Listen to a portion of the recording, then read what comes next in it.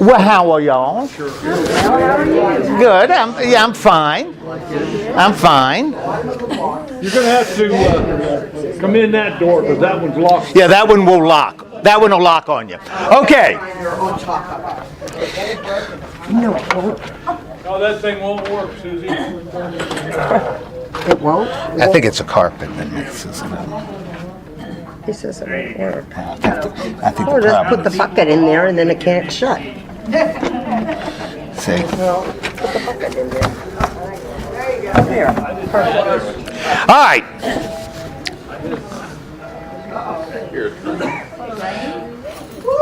All aboard? Okay. Is there anyone here that has not been to Mr. Whitaker's class before? Oh, hi. It is a pleasure meeting you. We have talked. I talked to you on the phone about your PA system. Oh, did we? And the interference coming from the police department. Oh, were you the one that called? Oh, okay. I remember that conversation. Everybody, Yeah. everybody, please. It's a friend of John's? That's right, a friend of John. Oh. I could be friends with anybody. Okay. Well, that's good to know. All right. So everybody looks familiar. Right. You know, relatively familiar. I noticed that some of y'all have changed your appearance lately. I assume it's some legal problem. You don't need to share. Everybody, please put your phones on silent, vibrate, whatever you do. Yeah, vibrate. Because somebody important may need to get in touch with you, and if it vibrates, then you know to go out in the hall and take it. So, yeah, well, about changing your appearance, that's why I grew a beard. You know, just some legal problems. So, Legal problem. oh, and nice mustache. I love that mustache. Why don't you fix yours up? Oh, See, that's what I need. I need to twirl it. you need some color in it. Yeah, all right. There's your water. Oh, thank you. Bless your heart. We're going to turn off. I turned off the wrong lights. I'm going to turn off the ones out front. All right. So we're going to. Thank you. I'm appearing here all week. We are looking today at the America's mixed economy. This is the one you're calling crystal ball? No, that's next week. Oh, that's next. You jumped ahead. Oh, okay. All right, we're looking at the mixed economy, and why does that become? That becomes really pertinent because we hear a lot about economics, and people seem to be, gravitating to sides and using certain labels to call other folks names and inferring a lot of things by labels. And so before we just sort of jump in and say, maybe it'd be a good idea to understand those labels a little bit and to understand that our economy at best is what you would call mixed. It is a blended economy. So as we start thinking about this, what is the difference when you hear the word capitalism? Capitalism. What are some things that come to mind? Okay, money comes to mind, capitalism. I mean, not just what you're thinking, but what you're feeling, what you may feel. What does the word invoke in terms of thought and in terms of feeling? Capitalism. Okay, you work hard, you make money. Okay, what else? Investment. Okay, investment, Wall Street. Yeah. Trade. Tell me feelings. I mean, this is a big deal politically. What does it invoke inside you? Owning property. Owning property. What does it make you feel? It's the American way. It's the American way, my goodness. Sort of like Superman.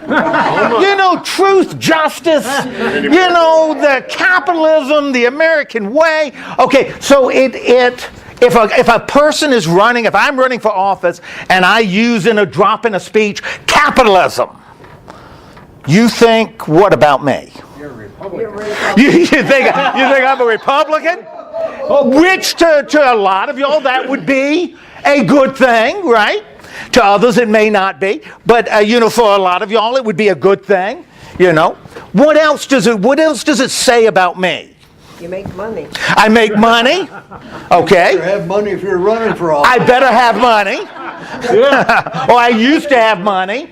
Or I know people with money. Okay. What does it make you feel about me? What do you think about me? You might have a nice bank account. Might have a nice bank account. Now, is that moving you to vote for me? No. If I drop capitalism in a speech, if all things being equal and I drop capitalism in a speech, it doesn't move you one way or another towards me? Okay, you might say I'm well educated. Yeah, I'm more conservative. Okay, so you would assume I'm more conservative if I said capitalism, because that's And you're smart. conservative, right? And you're smart. And smart. Okay, so that would be a wise economic idea, right? And that's why I'm not saying that because this isn't involving right or wrong. It's talking about perceptions, right? So if I use the word capitalism in a speech, these are that invoke certain ideas. I mean, that's why politicians use it. Drop these words in speeches because they want to invoke ideas in the hearer, right? All right, so we do capitalism. Socialism. No. Oh, no. Socialism. What is it? First, yeah, exactly. You have to define it. first. Well, that's what I'm asking. What is it? What is socialism? Concern for the masses.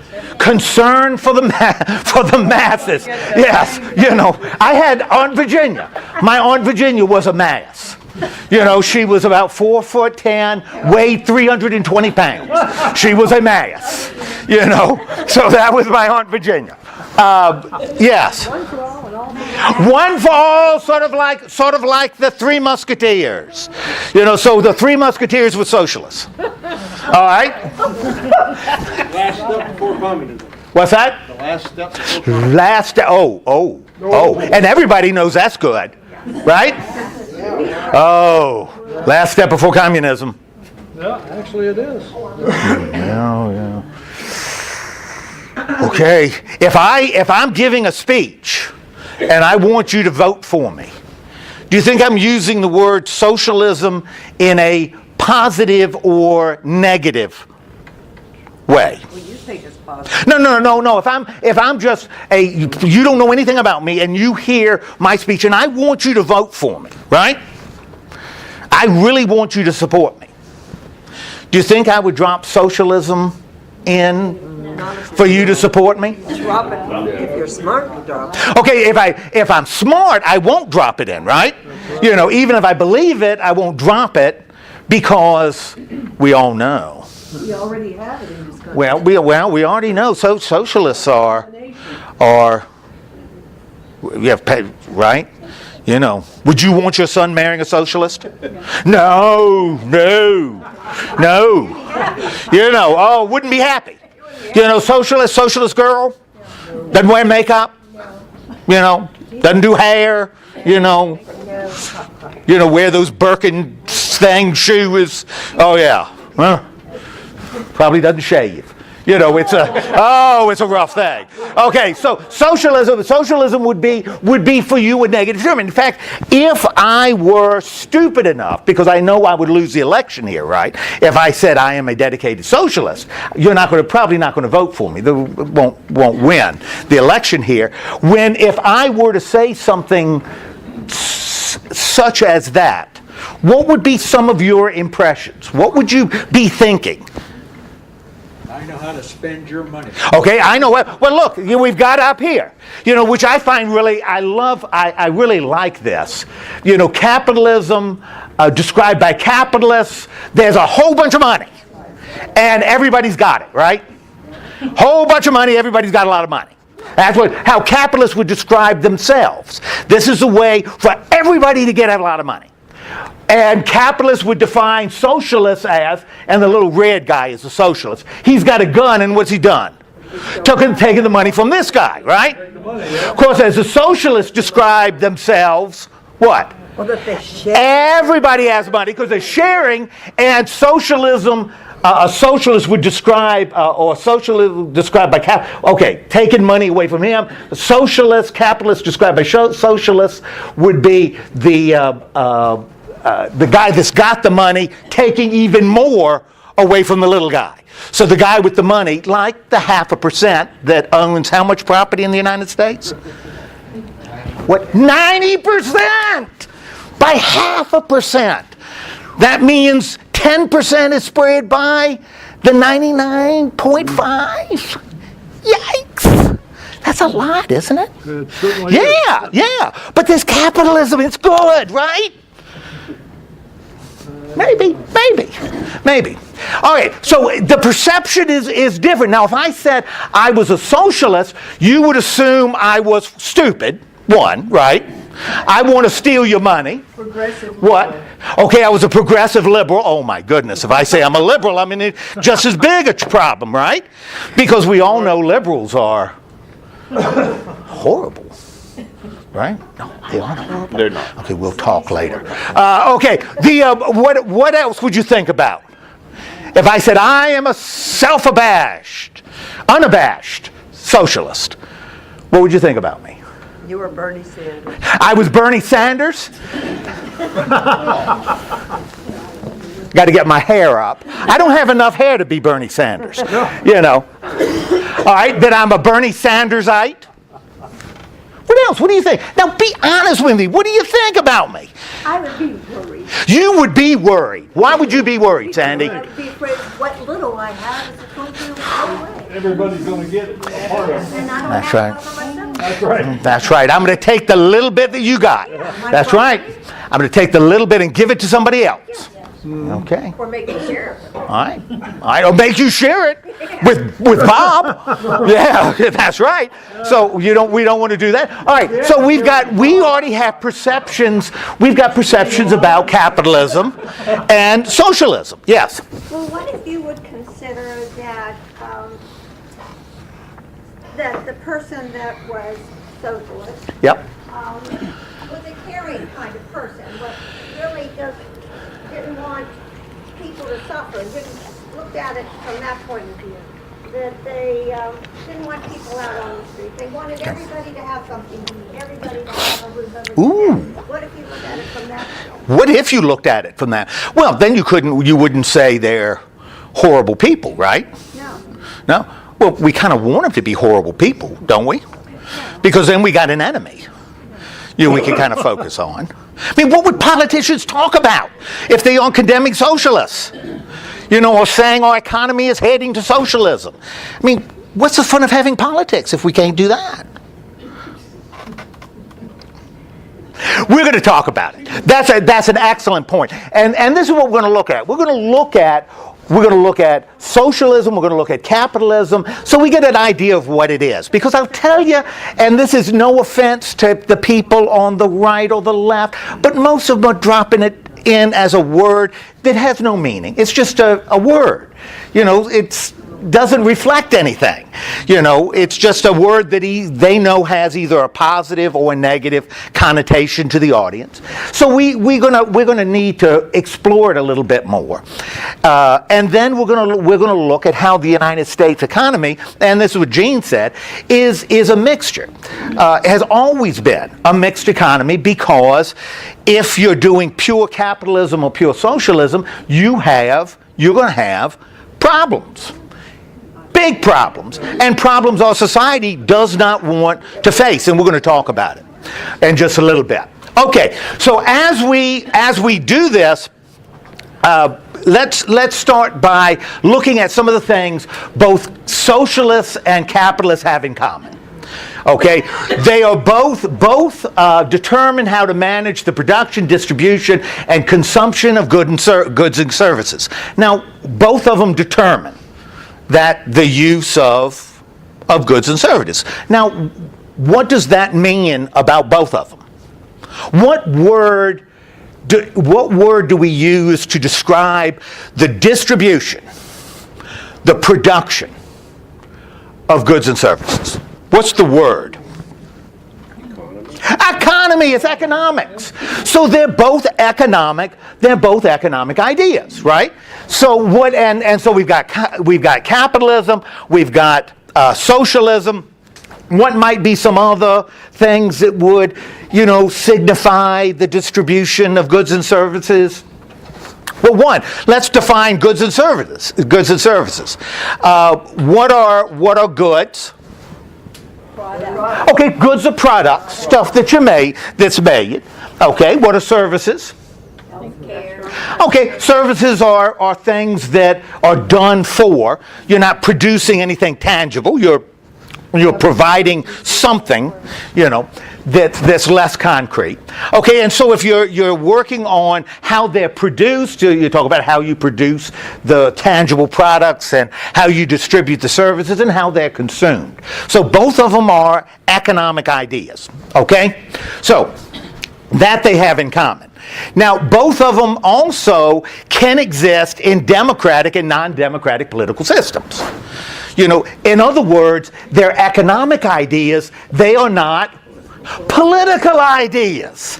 Now, I'll guarantee you when somebody says, we're becoming socialist, and I see that all the time on Facebook, they're talking about politics, right? And when they say socialists, what does that infer? We are becoming what? Communist, right?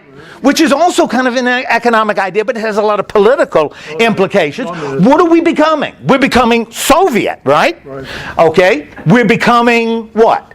We're becoming socialist. That means politically we're on the threshold of... Okay, which means what? Define for me communism. Being like Russia. Being like what kind of Russia? Putin is our friend now, so it's not like Putin's Russia. Okay, so it's not. It's they're all happy and democratic now, But it's like what kind of Russia? Stalin. Okay, like Stalin. Oh, Stalinist Russia. That's where we're moving. If we become socialist, right? We are moving towards a dictatorship, right? Yeah. Okay. And it's because what we often do is we blend socialism with totalitarianism. The Soviet Union was socialist, followed a socialist economy. They were authoritarian, totalitarian. Therefore, socialists need to have one person or one party in charge. But there are socialist countries that aren't like that. Well, yeah. Well, those harsh dictatorships like Sweden. Where there's all kinds of oppression in Sweden or Norway. They're not really socialist.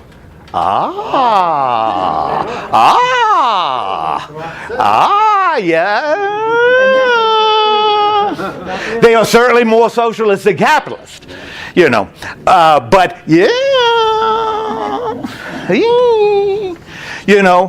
horrible countries like the United Kingdom, especially back 30 years ago. Ooh, not a dictatorship, right? Because the socialism they practice is called, what's it called?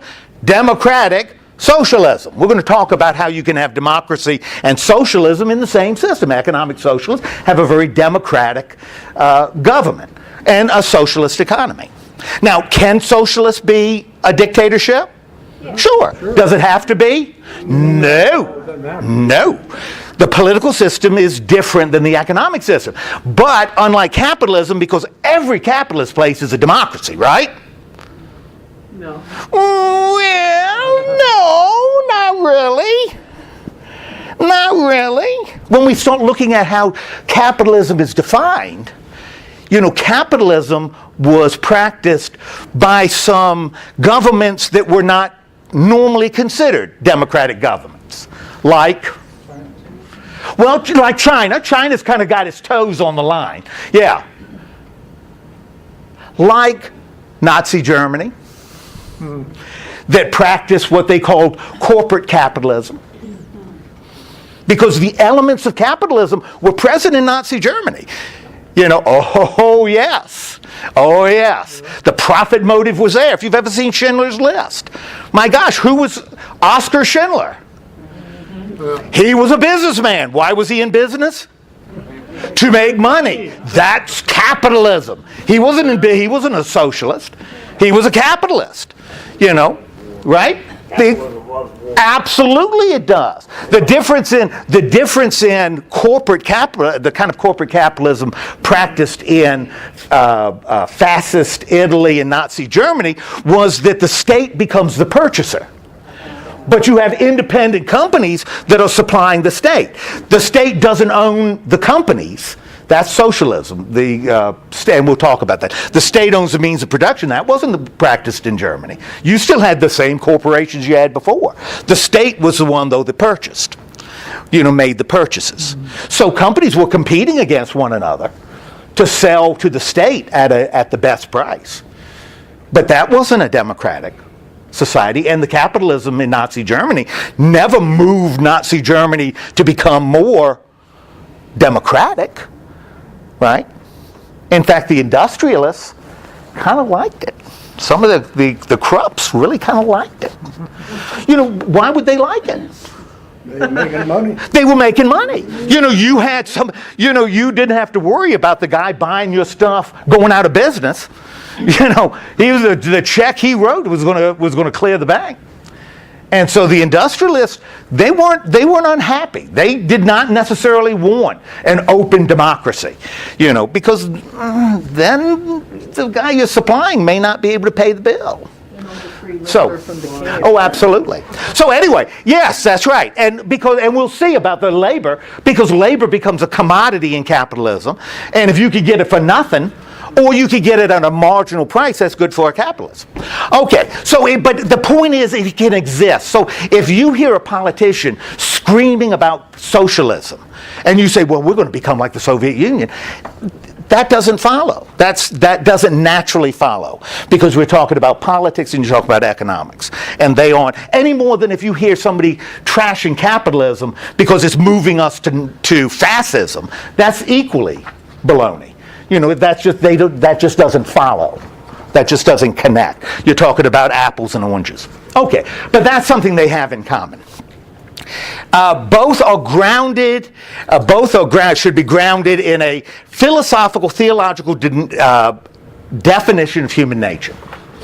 Both socialism and capitalism are grounded in philosophy, theology. Okay? Now, let's unpack it a little bit. What would capitalism say about human beings? Just what you know about capitalism right now. What is it saying about human beings?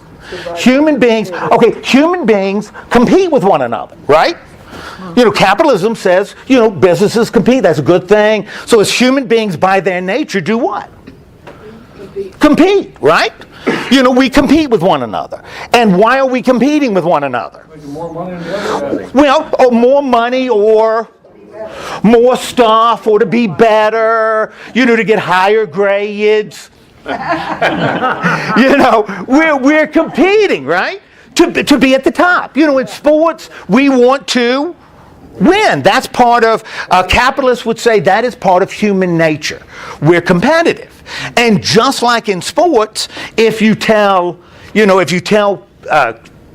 kids or adults, there's only one winner. There's only one winner. Yeah. Only one person takes the trophy, right? That should do what? Why would you tell them? Only one team takes home the trophy. Why are you telling them that? Huh? Try harder. You better try harder. You better try as hard as you can, right? Because it's all about winning, competing and winning, right? Okay. Now, what is that saying about human nature? If we say this is the way we work, we are like animals. Okay, I'll tell you, economic capitalism is going to grow out of the same soil that biological Darwinism is going to grow. That the strongest creature survives. The world is competition, and the strong survive, and the weak don't. The weak don't. And if you don't, that's tough. That's tough because you're going to have a stronger world if the strong people survive, right? I've said this before with capital. The best example of mid-19th century capitalism, and this was called, now get this was called a liberal philosophy in the mid-19th century. This is liberalism. The Liberal Party in Great Britain. This is what it was. The best example of mid-19th century capitalism is Ebenezer Scrooge. Yeah. Ebenezer Scrooge is a textbook capitalist. And that's why he says, doesn't want to give to charity, because what did charity do? Gives it to everybody. The charity gives it to people who are incapable of taking care of themselves, are competitively at a disadvantage, right? And therefore, if you are competitively at a disadvantage, you should die and decrease the surplus population. Leave more for us who are working hard and who have skills to do it, because I may work hard and have no skills, or be handicapped. And those folks need to do what? Go. Right? Well, and you don't even have to kill them. No. You just don't have to feed them. If you start feeding them, what's going to happen to them? They're going to die. They're going to die out, right? And leave the strong behind. You're talking about sports now. Now they want to give both teams a first place trophy. Well, that's that. A good capitalist would look at what you see in youth sports and react just like my father. Yeah. Who said participation trophies are a scourge on humanity. That every kid gets a trophy. Scourge on humanity. What you should have only one trophy. And in fact, if a team wins, that team has the best player, and that best player should get the trophy. Right? Because that would cause the people who aren't very good to try harder. Right? And if anybody's going to try to beat Sandy at bowling, good luck. All right. Now, that's the assumption about human beings, that we are competitive. Same soil, social Darwinism. Herbert Spencer was saying the same thing in society. Not just biology. That's what Darwin said. Weaker species just die that are less able to adapt. Social Darwinism said the same thing. If patterns in society that don't work disappear and should disappear. That's a good thing. And Adam Smith said the same thing about economics. People are competing, and if you want competitive, life is tough. And it is. That's the philosophical what underpins it. That's why Calvinists love this stuff. Because it says everybody's a sinner. And this isn't good, competing against your neighbor, wanting to grind your neighbor into dust. You can't have love for your neighbor. If I have love for you, then what am I not going to do? I may not compete with you looking to win. I may have sympathy. Because there you are, look, he's crying. My heart may be moved. I got to be Ebenezer Scrooge and say, if he can't pay his bills, then he needs to exit stage right. That's what he needs to do. So this idea of inner, this is a flaw in human, but that's who humans are. We're separated from the generous, benevolent God. That's what capitalism says. Now, socialism is working on a theological, a philosophical view of human beings. What is a socialist saying? Okay, Joni, jeez Louise. Oh yeah, let me play the violin. Oh, let's all be kind to everybody. Oh yeah, tiny little violin. Ooh, And socialists would say, inside of human beings there is good. Oh my gosh, there's good. Oh, we're so sweet inside. And what do we want to do because we get good inside? We want to help people. Oh, geez, what are we doing? You know what they call that? Enabling. That's called enabling. Economic enabling. You know? Then we want to make, then children should get fed. You know, children need to work. They got tiny hands. They can clean those gears, you know? You mean it's okay for the government to cut off child labor. credit at 16? We're supposed to send the 16-year-old? No, absolutely not. There should be no child credit. Oh. There should be no child. Now I'm talking about a pure capitalist. Should be no child credit. Because you know what? Those kids are not going to be able to make it. But the kids that need the child credit are children we really don't want to make it anyway because they're not economically viable. Okay. And so we eliminate that layer of the population. Now what we've got is what? Hard-working Americans, right? Hard-working Americans. But a socialist would say what? Socialists would say, you can't do that, right? Isn't that what Hitler talked about? Well, sure. That's what I'm saying. Nazi Germany has far more characteristics of capitalism than it does socialism, even though they were National Socialists. They weren't. That's why he has the Night of the Long Nights, that he eliminated the socialists within the Nazi movement. Because yes, you eliminate those who are not productive, you have a more productive society. That's natural law, isn't it? The Night of the Long Knives, he went after all the Jews. No, that was the Crystal Month. Night of the Long Nights, he eliminates Rome, Ernst shirts. Rome. Yeah. Rome and the brown. Yeah. That was the Night of the Long Nights, 1935. Yeah. Okay, so, yes. Okay, back to Ebenezer Scrooge. Yes. Not to defend the guy, but Okay, but I think you could defend him. either by earning it, You bet. inheriting it, or taking a chance investing it. That's his money. You can't force somebody to That's right. split it up. That's exactly right. He took chances. I don't know what he did, or how he got his money. That's right. Pre-fed was a lot of ways. That- was the basis of his That is exactly right. That was his money. That is exactly right. And that idea says, as Emmett, that's my money. I don't have a responsibility to help anyone with it because it is mine. Now, you mentioned one of the three. One of the three is a problem in modern capitalism.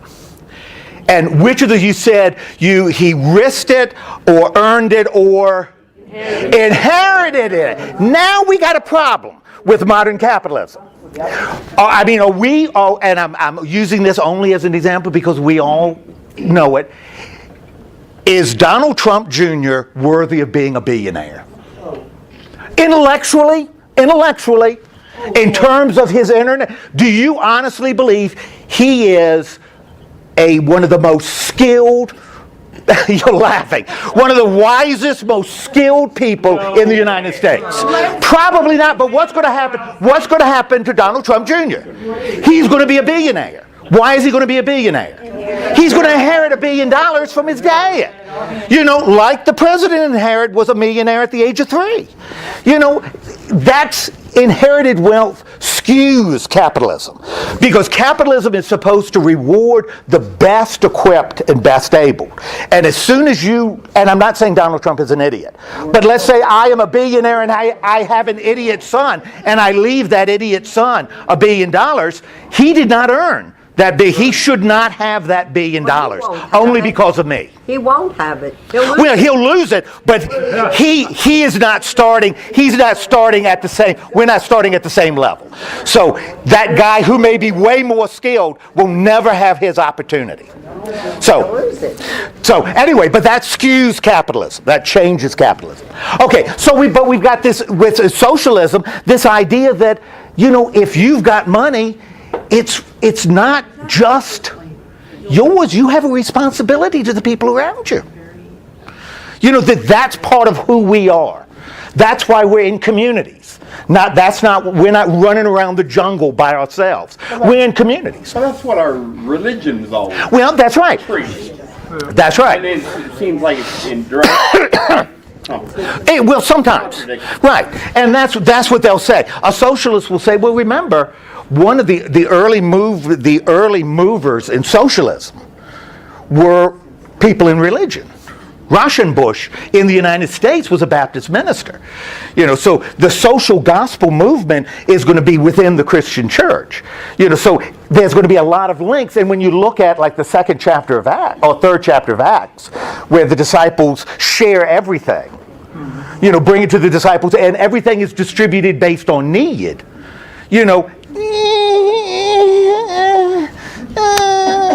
So anyway, you're right. It's a different view of human beings. Now, I'm not saying one is right and the other's wrong, but I'm saying that they both have a very definite but not complementary view of human nature. Not complementary. It's an ongoing struggle. It's an ongoing struggle. But both of them have philosophical roots, and legitimate philosophical, not like one, in Marxism. They're both grounded in something that is, they're reliable. Yeah. Socialist countries, though, either ban or discourage religion. Well, and that's what a capitalist might say. So. They do, not what they might say. Well. Russia, people allowed, they closed those churches. They got rid of them. But Sweden doesn't. So I mean, it would be. Does socialism lead to anti-religion? I don't know why it would. But maybe it does. I don't know why. Maybe other things are going on. Some people would say capitalism destroys religion because it sets one person against another. So, which is right and wrong, I don't know.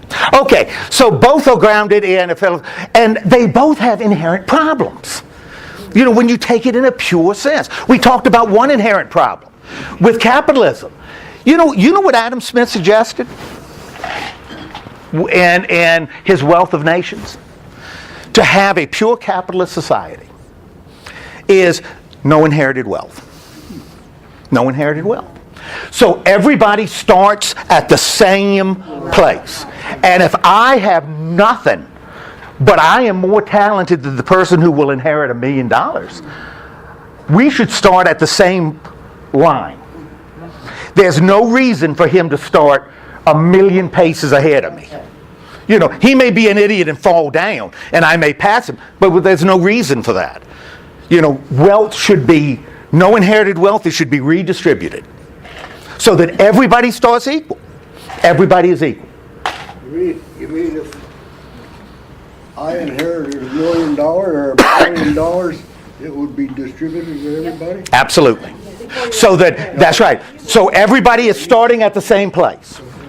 So I don't have an advantage because my dad has more money. Yeah. Well, but it's not you. But that's what he said. So he even recognized that the problem, one of the inherent problems in capitalism, if we say capitalism produces the best and the brightest, and that's what capitalism is supposed to do, the most efficient system.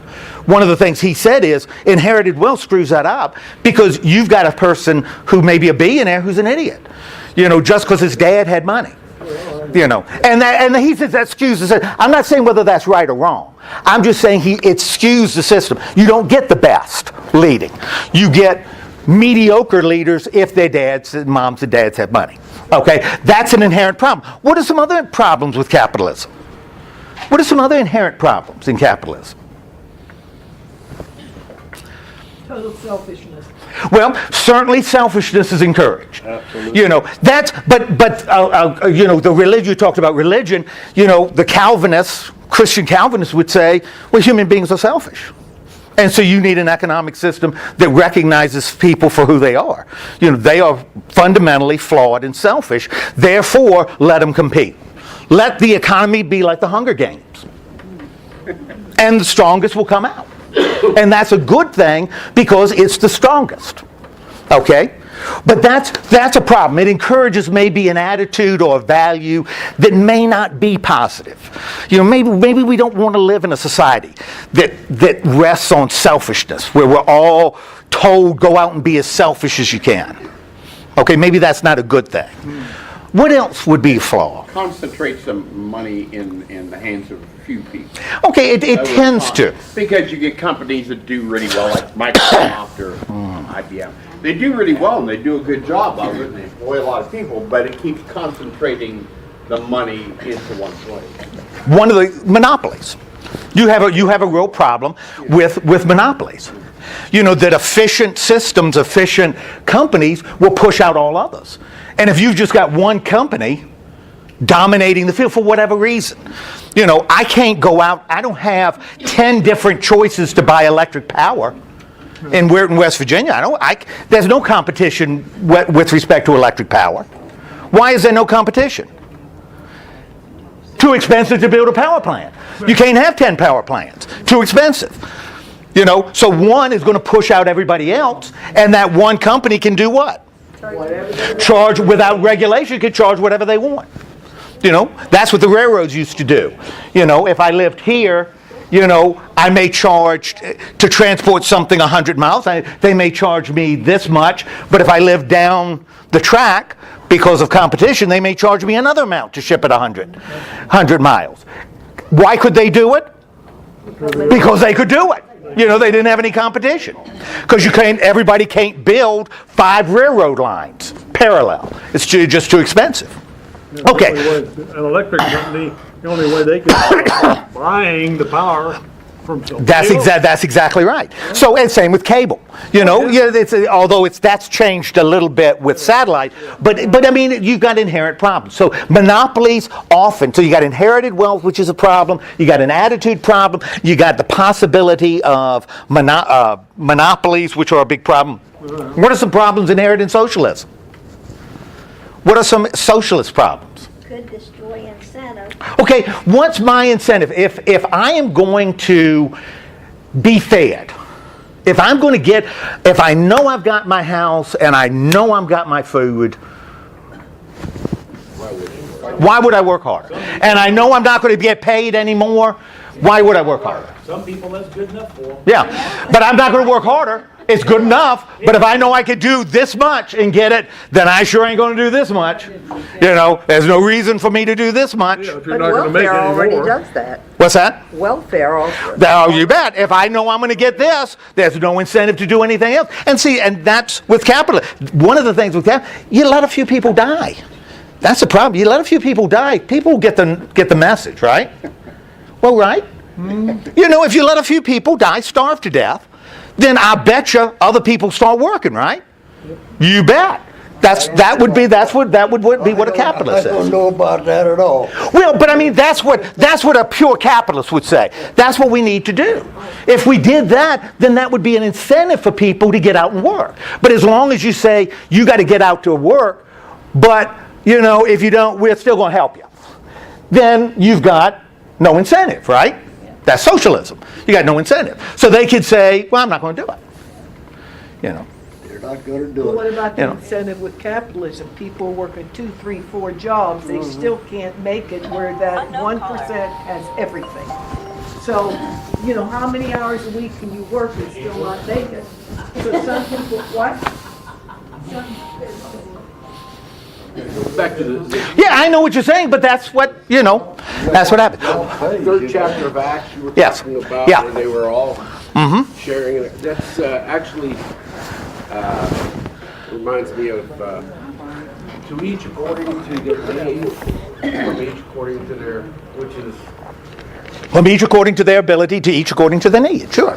and that is from the Communist Manifesto. Absolutely. Absolutely.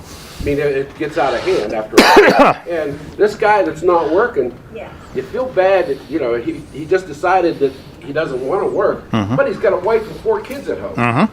And Yep.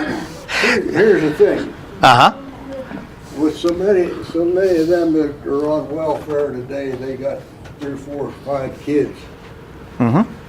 If the government has screwed that up so bad that if they go get a job, they lose all their benefits. They lose the Okay. benefits. Yeah, So what do you do? so they don't work. So what do you do? So they don't go to work. Government should sterilize, maybe? redefined. Sterilize some people? Didn't they That'll teach them. You know, sort of cull out the ones that are lazy. That was That was thought about years back. The Germans did that too in the 30s. Yeah, yeah. Okay, now let's talk. So the point is both have inherent problems. Okay, and what a mixed economy is going to try to do is they're going to try to minimize the problems and maximize the benefits. Now let's talk a little bit so that we're on the same page. We'll look at capitalism, and then after the break look at socialism. The goal of capitalism is capital accumulation. What does that mean? If I say capital, what is capital again? Okay, it's money, but it's also, you're right, money, but it includes property, it includes stuff. Okay, so the goal of capitalism is to accumulate stuff. Could be food. You could even say health. I had a good friend of mine in Indianapolis, when I was in Indianapolis. He says one of the biggest problems used to be rich people got better care. And that's the way it should be. Rich people should get better health care. Because they're rich. You have to pay for it. Should be for the rich. Should be a privilege. Oh, by the way, his mom had a lot of money. Mom had a lot of money. Okay, so that becomes the goal. That everybody is in the goal to accumulate more stuff that they value. Okay? And that's, like I said, goal of capitalism. Commodity production is to maximize exchange value. Now, what would be some of the commodities in capitalism? What is a commodity? Okay, homes, things. So things are a commodity. What else is a commodity in capitalism? Huh? So many people own railroads. Okay, railroads. So that's a thing too. Airlines, that's a thing. What other than things is part of the commodity? Because capitalism is going to view a lot of things as commodities that aren't just things. Okay, so services done by labor. Labor's a commodity in capitalism. Labor's a commodity. Okay? What else becomes a commodity? So you've got labor, providing services, doing work is a commodity. Okay, what else then is a commodity? The government. Well, government, sort of, yeah, kinda, but something the government provides. They provide services. Well, true. Money, capital. Capital, not just money like accumulating it, but to borrow and to build. Okay, so all of those become commodities that are involved in what? Production. I need all those things to produce something, right? And how do I determine the value of the commodity? How do I determine the value of iron ore that I'm going to make into steel? How do I determine the value of the house that I'm going to build? How do I determine the value of a computer? By how much of one object can get another object. Okay, yeah. How do I determine the value? How much somebody's willing to pay? That's the exchange value. If I'm a minister, I am worth what? What's my value? Yeah, thank you very much.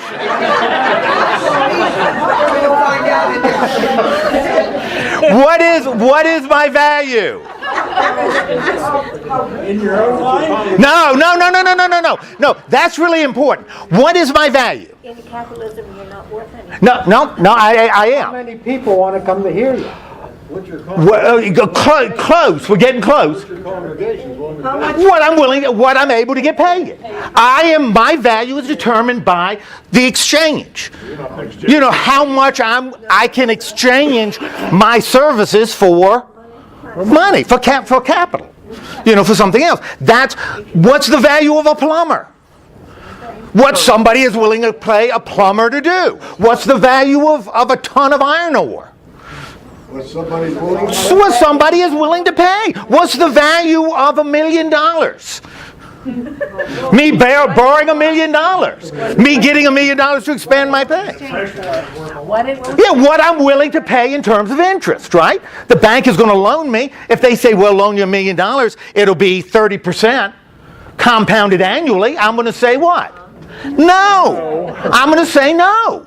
I'm not willing to pay that price. And that's in capitalism. All these commodities that go into production, the value is determined by the exchange. Back in this, I'm thinking this was like 30 years ago, when kids were collecting cards for like investment. They can do it in comic books and stuff. When people were really ripping off, companies were ripping people off by saying collector's edition, which was a horrible rip-off. Because if you've got a collector's edition, that means what?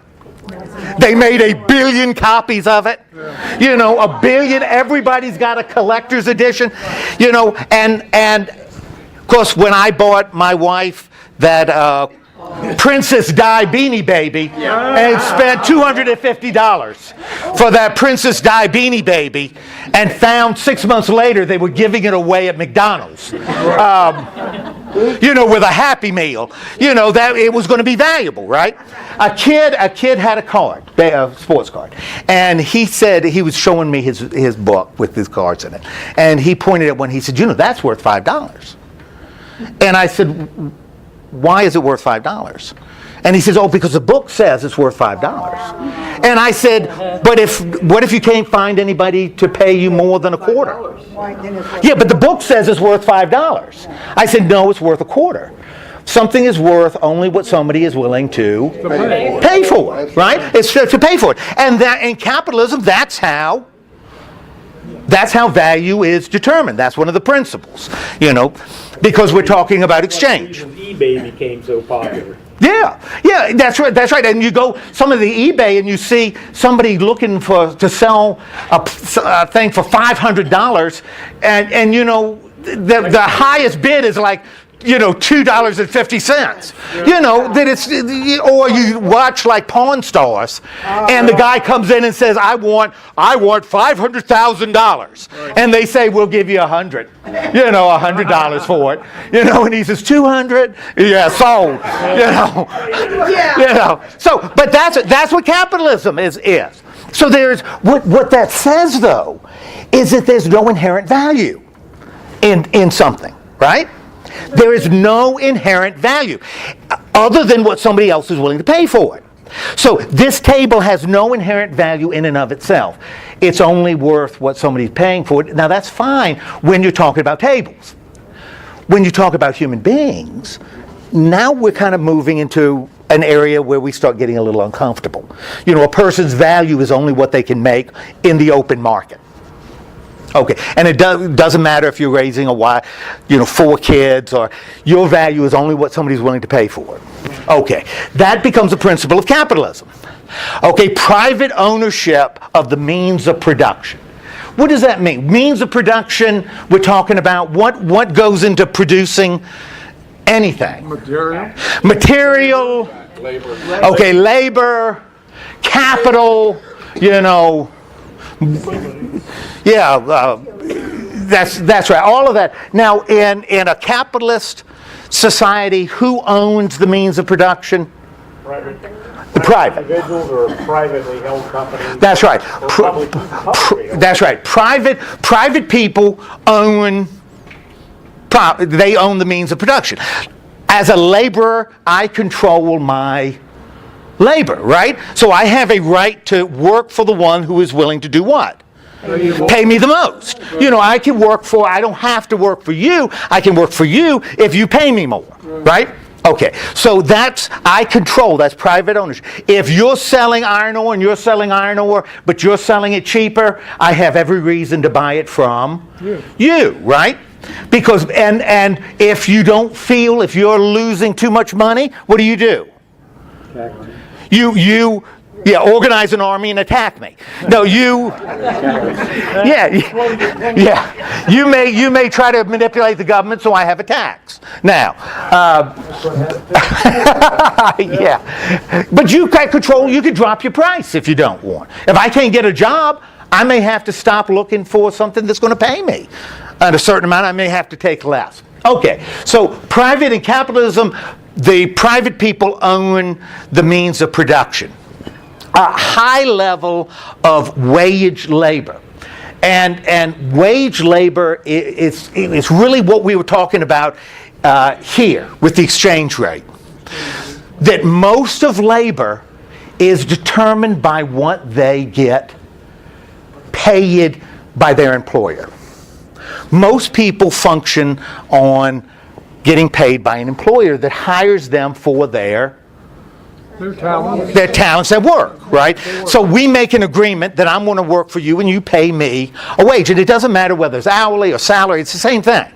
Or even dividends, it's the same thing. You know, that's determining my income. In capitalist countries, you have a high level of wage labor. In other words, that exchange where my labor is going for you and you're going to give me some of your capital. In exchange. And I'm going to produce what you want produced, and you're going to compensate me for what you believe it's worth. Okay, so that's what we're looking at, and it's all done privately. The state isn't. Does anybody know? Adam Smith writes about it. What Adam Smith, and he says all this works. All this works. Do you remember what he called the process that causes all this to work? The invisible hand.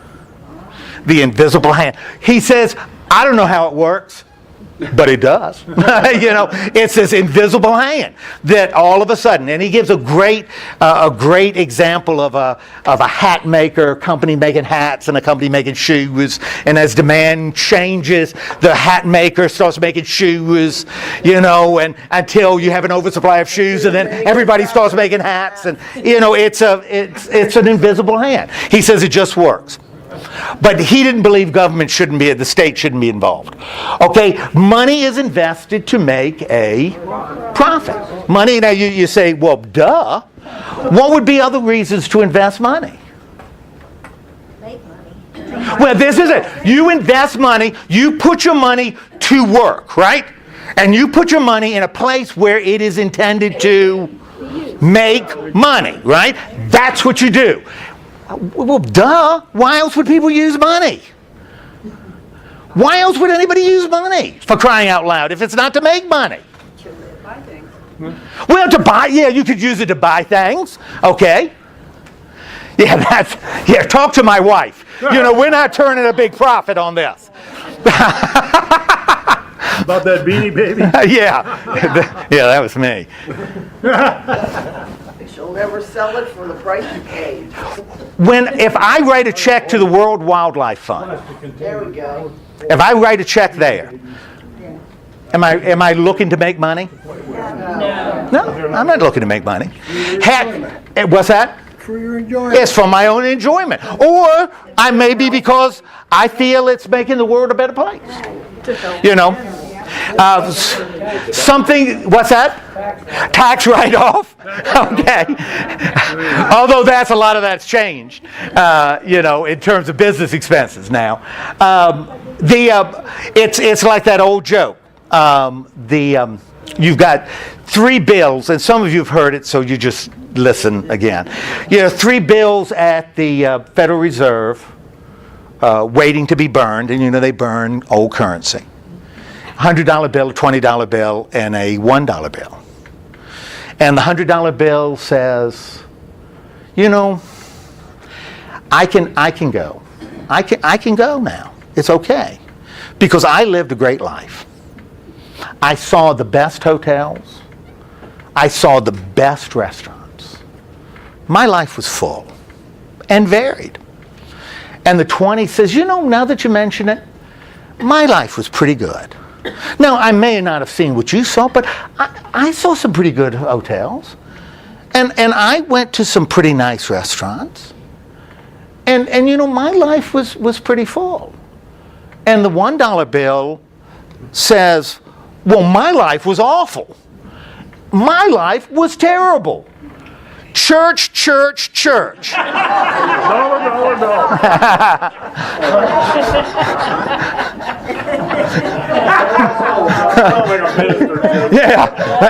No. That's a cross between a minister joke and a dad joke. All right, if you give to a church, unless you're buying a little piece of heaven, which If you're interested in that, talk to me later. Because I got some property right by the gate. That's not using money to make a profit. That's not using money to make a profit. So you got a pure capitalist would say that's a waste. You don't do that. Why do it? You're wasting your capital. Okay.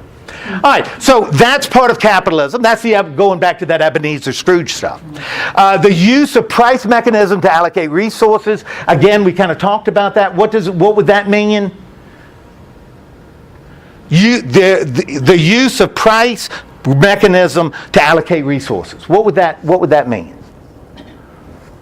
Where do I invest my money? Yeah, where can I get the biggest return? Or where can I get the cheapest iron ore, but without dropping quality? So I'm blending that together. Where can I get the goods and services and the labor that I need? Does it make sense for me to get illegal immigrants across the border to work on my farm? Because I don't have to pay them much, right? But if I hire Americans, I'm going to have to pay them more, which means what? You're going to have to sell your product for more. I'm going to have to sell my product for more, which means the guy at Kroger is going to say, what the heck happened to these peaches? Why are they now double in price?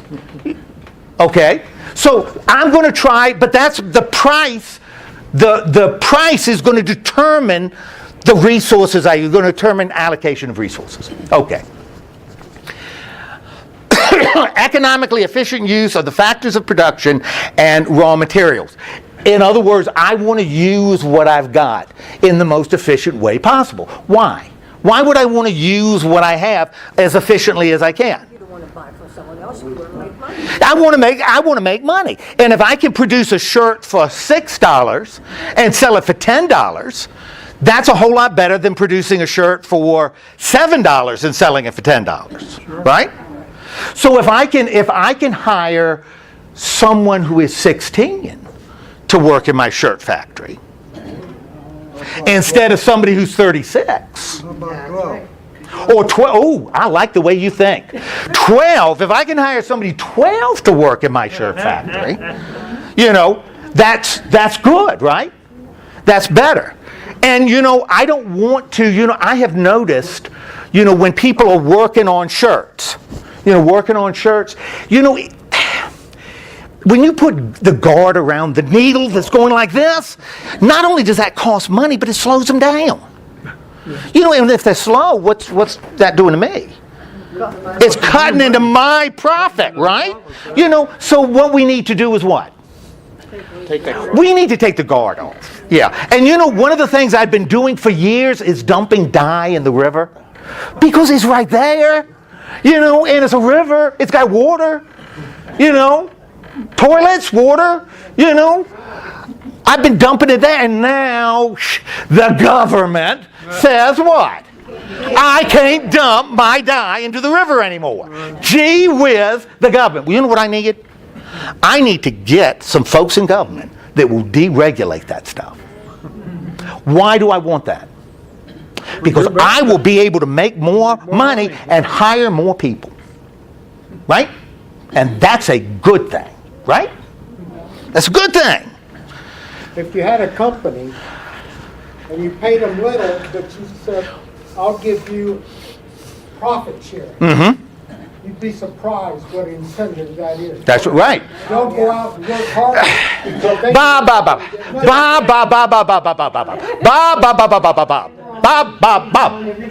The trouble is, if I'm giving them profit sharing, Cutting into your profit. that means it's coming out of my pocket. Yeah, but you're still making money. Yeah, Because if you don't make any money, there's no profit share. Well, you can't be a millionaire all your life. Well, that's the way capitalism. I told you one of the things.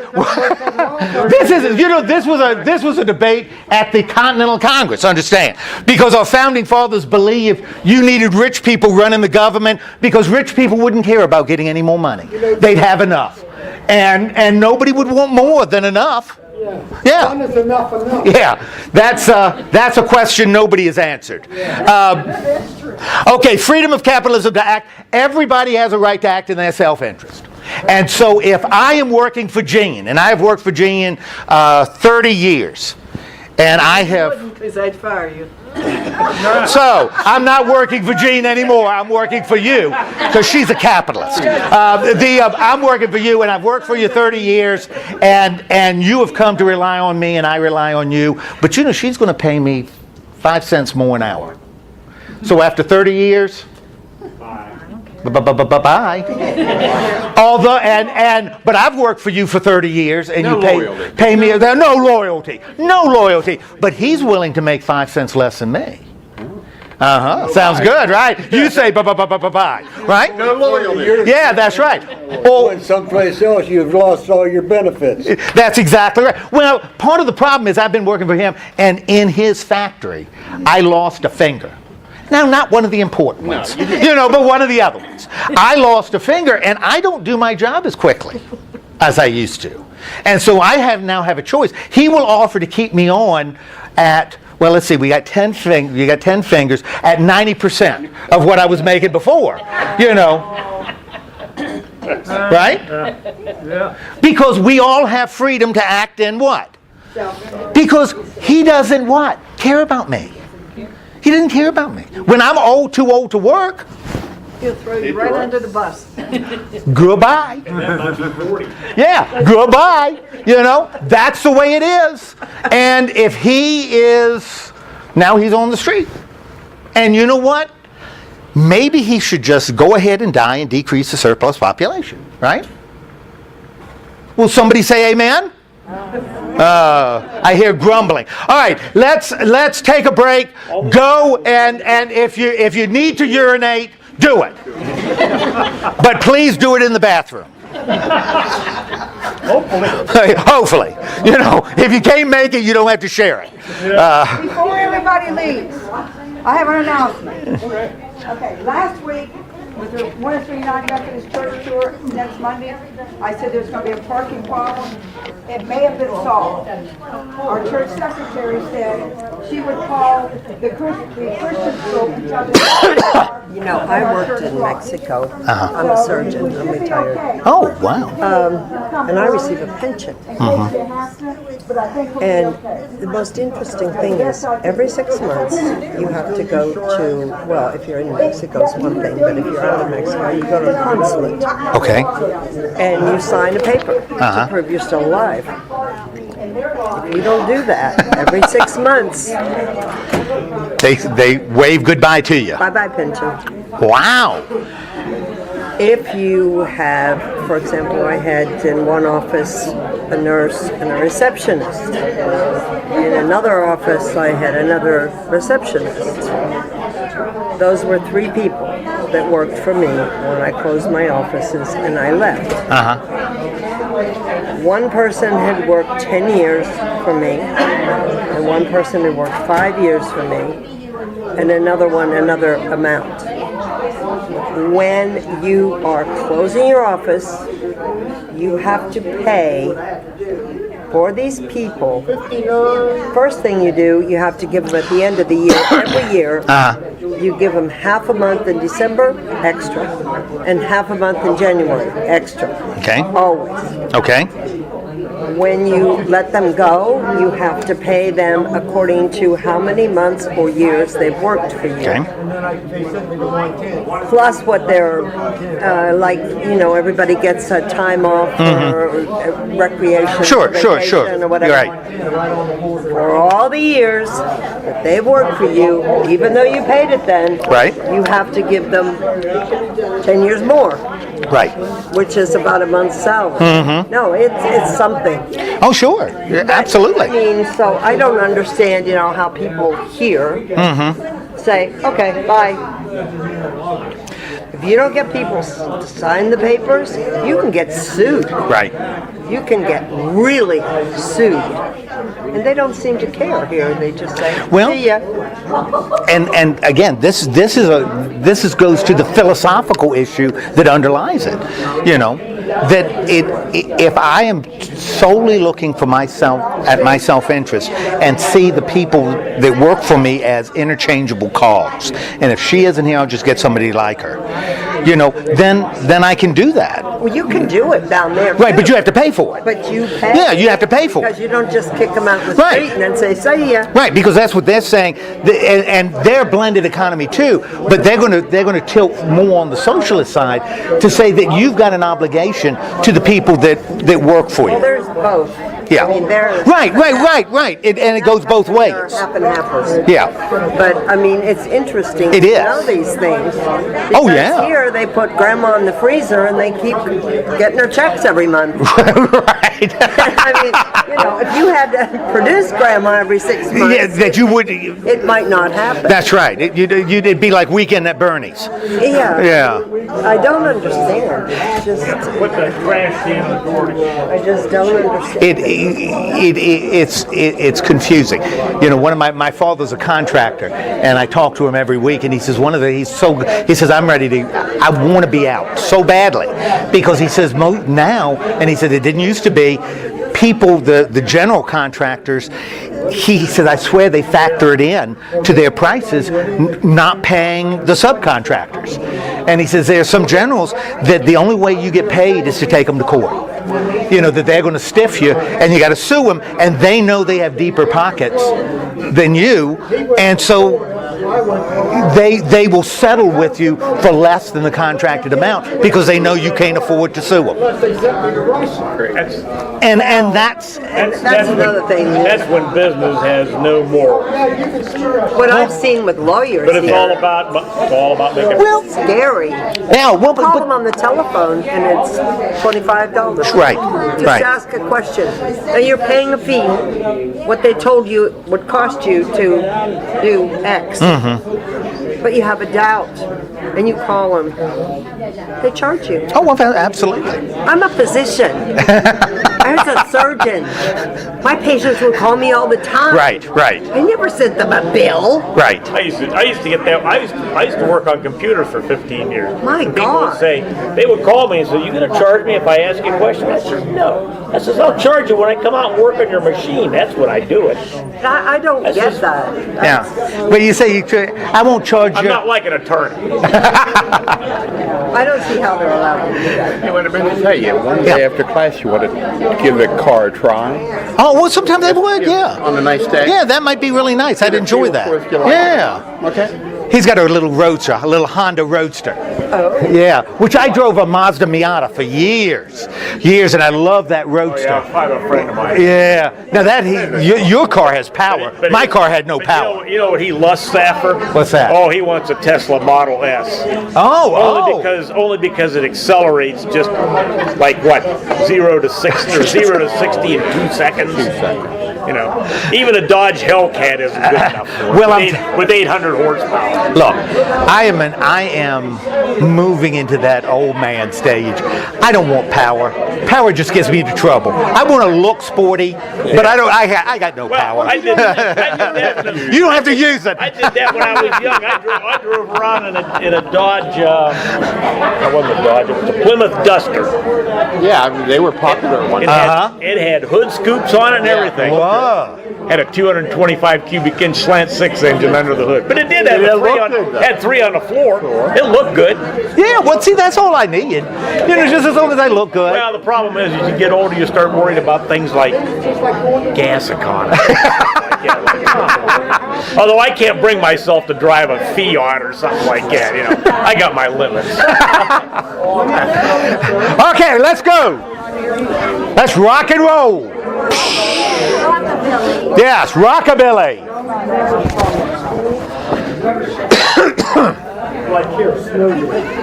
Come on, Gene. Okay. Let's look at socialism, and like I said, let's try to be as just open to take it in as you can be without associating it with politics, okay? Because we're just looking at the distribution of goods and services, of resources.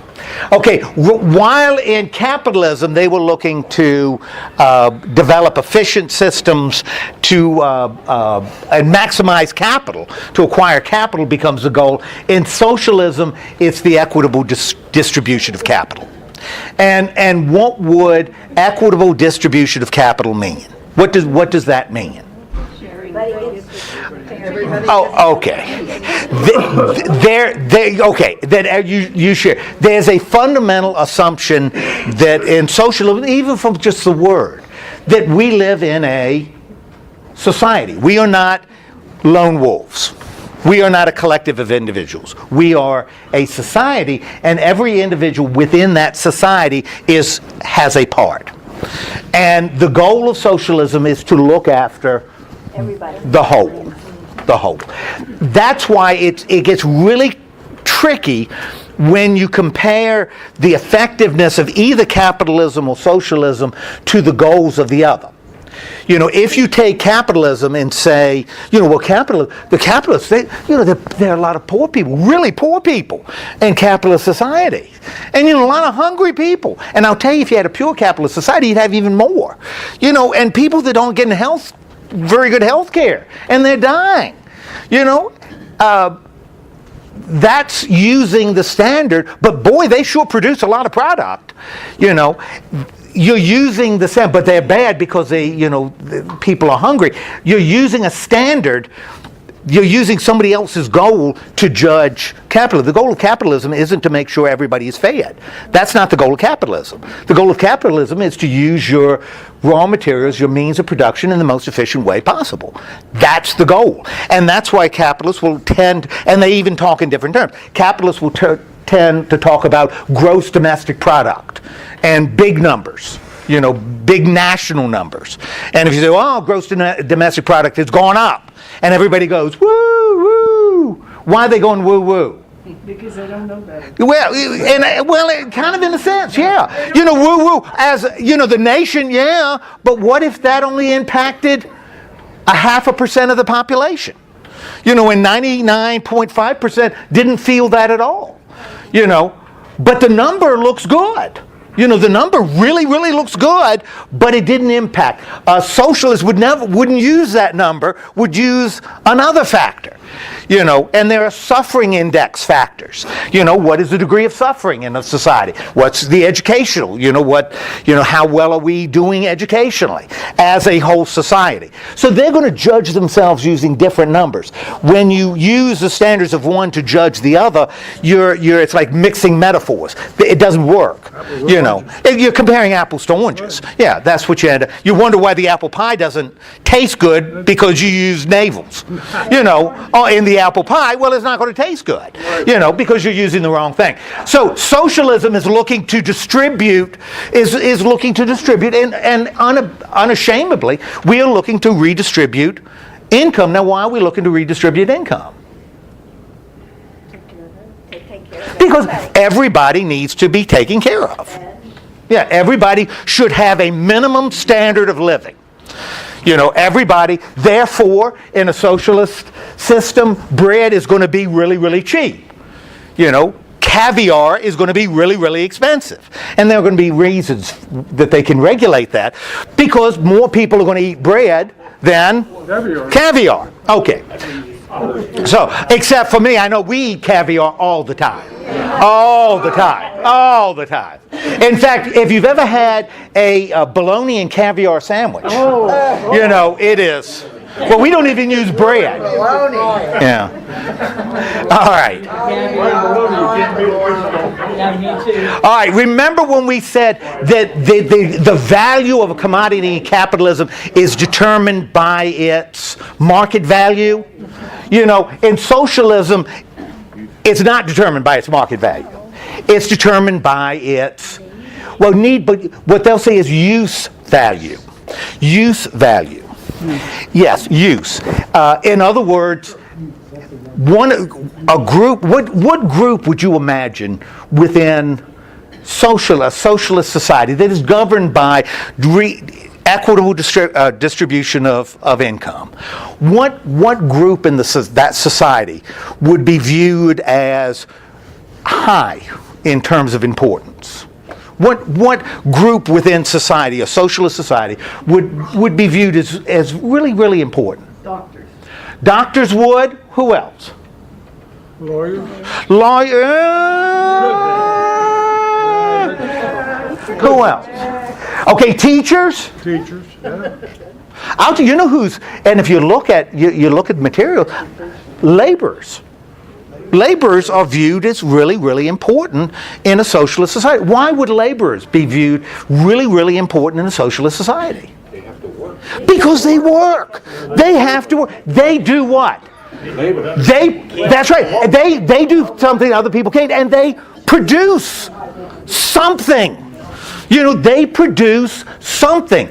Who would be valued least in a socialist, or who would be sort of denigrated in a socialist society? People who don't produce. Even if you work, if you're not producing anything, then the work is what? Irrelevant, right? The work is irrelevant. And that's why I had to hesitate on lawyers. You know, if all I'm producing is lawyer stuff with other lawyers, am I benefiting anybody? No. Financiers. Am I producing anything? Debt. I don't know. Real estate developers. I don't know. Am I doing anything? That becomes really, really important in socialism. To produce something. So a doctor does produce, teacher does produce, you know, a financier who's making business deals, you know, and shorting stocks and stuff like that. Stock speculators, brokers. Yeah, they producing anything. No. They're making a lot of money, you know, but they may not be producing anything. So the use is going to determine the value. So if I am a guy who is speculating in the stock market, I should make less than a guy who's a plumber. Because a guy who's a plumber is actually doing something to make his society better. I'm doing what? Making money. For who? Me. For me. You know, so what's my value to society? Minimal. Okay. All right, so we got a whole different view of the value, what values. It's not valued by a market, it's valued by the use. Therefore, there's intrinsic value in a laborer. You know, a laborer has intrinsic value, not just what he can get paid. In your opinion, what would happen to a stock market then? In a stock market? Well, you could. Stock market, will we still have one? Oh, absolutely. Well, you would, yeah, because you're talking about a mixed system. You know, this is if you're working with a pure socialist system, you wouldn't have a stock market. You wouldn't, because you wouldn't have private ownership of property. Nobody be able to buy. That's right. So there'd be no stocks to trade, and they say there's no reason to trade stock because stock is irrelevant because everybody owns everything. Okay. Public ownership of the means of production. What does that mean? Public ownership of the means of production. Everything. Yeah.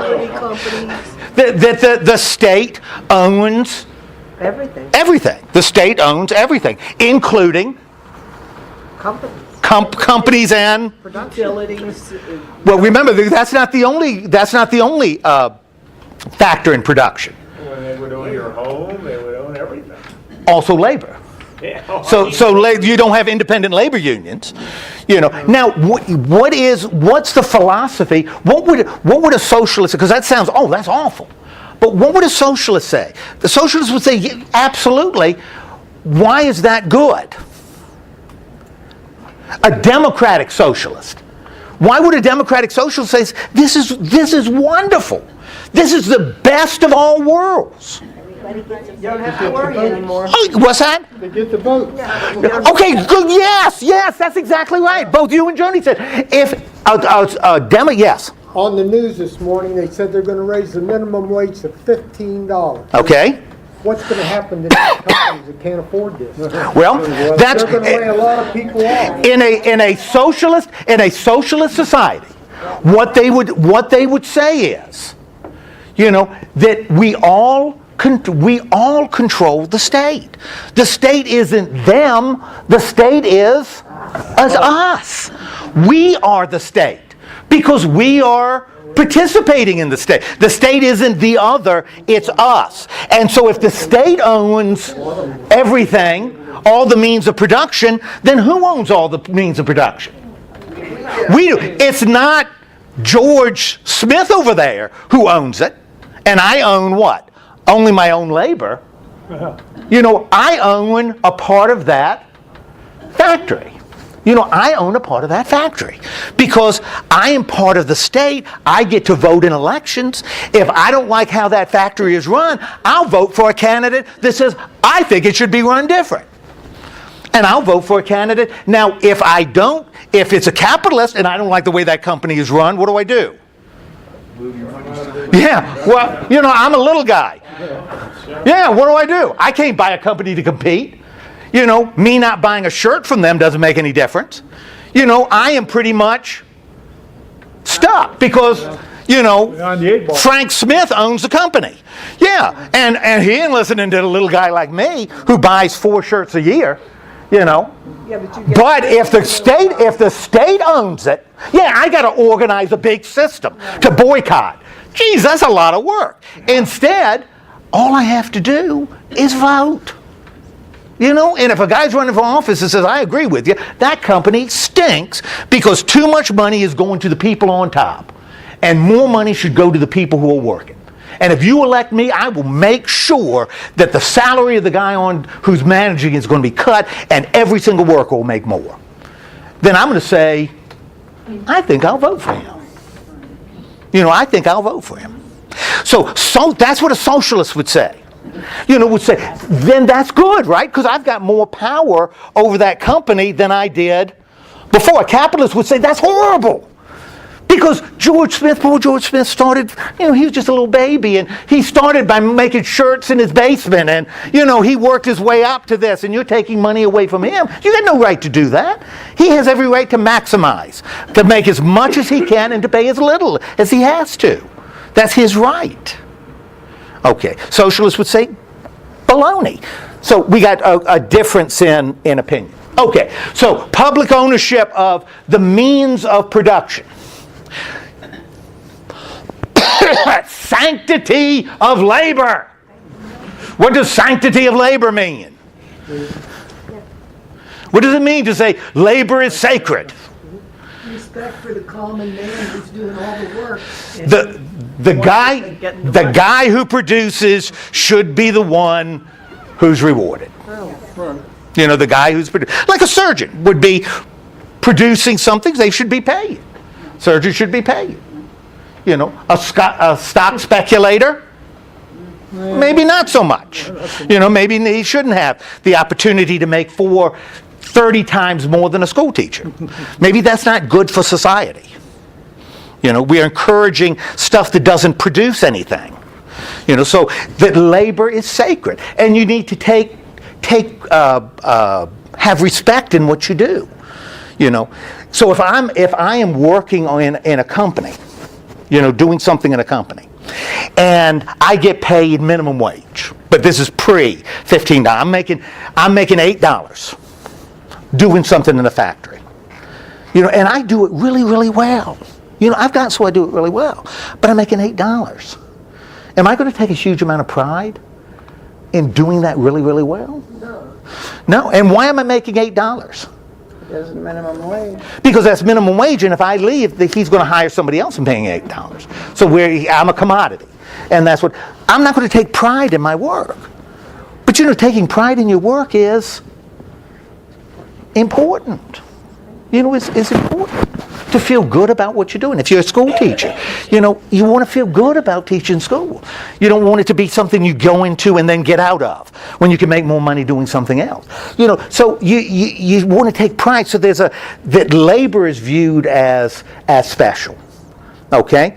And part of viewing it as special is you'd say that that guy who's doing that little thing in the factory needs to make enough money to live. That's his right, and to be able to pay medical bills, And the guy who is doing the finance or doing human resources, maybe he shouldn't be paid. Or the head of the company who doesn't even go to work anymore. Maybe he shouldn't be paid, 100 times more than that worker. Maybe his income shouldn't be that high. Shouldn't be. Yeah. So that's what a socialist would say. That's not good for society. Okay. So there's a sanctity of labor. Now, again, we're talking about a pure system, and I want you to know I'm playing the devil's advocate a little bit because there ain't a whole lot of people in our society defending socialism. Use of money to promote social improvement. So money in capitalism is used to do what? Make money, right? Socialism money is to do what? Make society better. Make the world around you better. And if it costs money to preserve the spotted owl, you do it, because the world is going to be a better place if your great-great-grandchildren are able to see a spotted owl in something other than a picture book, or to drink water out of a river that doesn't have dye in it. That may be a good thing, even though it doesn't produce any profit. Okay? Using social need to allocate resources. Again, that's what you were saying. To each, from each according to his ability, to each according to his need.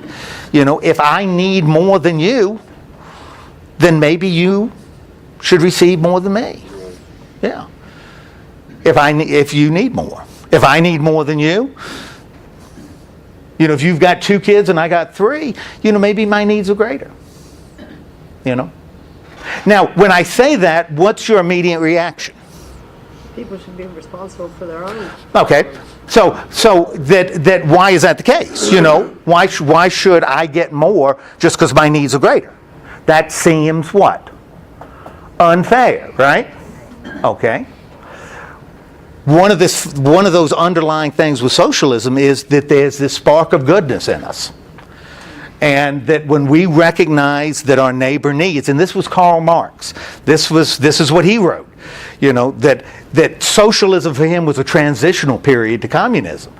That people had been so shaped by this greed, that it was going to take maybe 100 years to get this out of their system. Generations to get it out of their system. So that we come to the point where I look at Ken and say, Ken and I are brothers. If Ken needs more than me as his brother, I want Ken to have more. Because my needs are simple. Ken's needs, look here, listen to him cough. He's coughing up a storm. Ken needs, would somebody give Ken a cough, a hose? I don't need a hose, but he does. But that's what Karl Marx says. After generations, that inner goodness that I have will come out. And I'll be able to say, look, it's not Ken's fault that he needs more than me. He's got a cough. I don't. So right now, we should give Ken the hose. And when I need it, then you give me the hose. And we'll get to the point where that's how we're all feeling and functioning in a society. And when you do that, what don't you need anymore? Money. You don't need money. You don't need government anymore because we're getting along so well. And that becomes the goal. That's what Marx says is the goal. This classless society where everybody is helping everybody else. And you say, oh, well, that's a pipe dream. Oh, that can't happen. Well, you may be right. That may be right. But that's what he says. So that becomes the goal. It's not totalitarianism. That's a transition because people have to have their values adjusted to recognize that the people around them have value or important. There's always a small percentage of people in that group that want more. Well, and that's what you end up having in the Soviet system. That you end up with the government official that doesn't produce anything having the dacha. All right, so we're the use of the factors of production, raw materials to provide for all members of society. Okay, so we're what becomes the goal of socialism? What is a socialist looking for? Utopia. It's looking for utopia, right? If utopia is defined in what way? Perfection. Everybody has what they need. Everybody has what they need. Now that's really important, because that's saying that if I have what I need, I'm going to be what? I'm going to be satisfied. And a capitalist says, that's a lot of baloney, because as soon as I have what I need and Ken has what he needs, what do I start thinking? I want some of what Ken's got. I want more, and more is going to come at whose expense? Yeah, it's going to come. It's going to come at somebody's expense here. You know, everybody doesn't rise in capitalism. You know, income is redistributed, but it's going to be based on other factors. You know, but it's redistributed. You know, it's not just socialism that does it.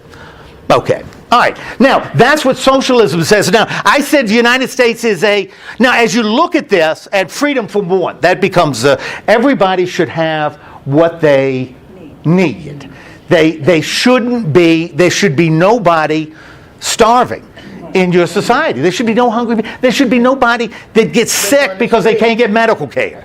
You know, they shouldn't exist. Huh? Or lives on the street. They shouldn't have to live on the street. You know, and everybody should be able to have a job that they can do. And if the private, you know, if private business doesn't provide it, because there is no private business, it's part of the job of the state to give people work. Right. You know, to give them work. Sort of like the CCC back in the Roosevelt, you know, days where they were just cleaning federal parks to give people jobs. You know. But even Roosevelt worried about that, because he was giving them jobs, but he wasn't giving them a reason. Absolutely. To do, you know, what's good. Yeah, well, you talk about they were clearing trails, but he was also sending writers out just to write down stories. You know, that you say, well, you know, in the long run, that's wonderful, but that's not increasing anybody's capital. You know, we may be a better society because we've got those written down, but nobody's making money. You know, it's not a money maker, you know. All right, so the goal becomes maximizing the benefits, minimizing the weaknesses. Now, as you look at capitalism, what are some of the obvious benefits of capitalism? Capitalism is.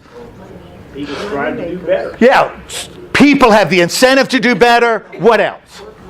You can do what you want with your money. You have that personal freedom to do what you want with your money. What's the big economic advantage of capitalism? Productive, productive, productive, productive, productive. Capitalism is productive. It just is. Because if you're not productive, No money. yeah.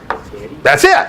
So capitalism becomes really, really productive. What's a disadvantage of capitalism? What's a weakness of capitalism? Some of the disadvantaged people get left behind. Don't have the abilities, get left behind. Disadvantaged people get left behind becomes a real problem when you talk about generational. Because when you start having generational wealth and generational poverty, you know, is this guy and this guy, do you think they started at the same point? So how do we know this guy doesn't have the ability to be more efficient and productive than him? We don't. We don't, because the system is what? Skewed towards him. It's going to be skewed towards him. You have generational working poor. You get generational working poor, sure. You get a generationally disadvantaged, you know, people, and generationally advantaged. You know, Might have the next Albert Einstein. could be. And he's got nothing, he can't do it.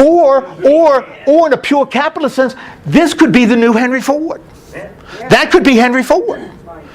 Or DuPont. You know, we don't know. And this guy may be inbred, you know, and have no sense at all. But his granddaddy started the company and left it to his father, and who left it to him, and he's never worked a day in his life.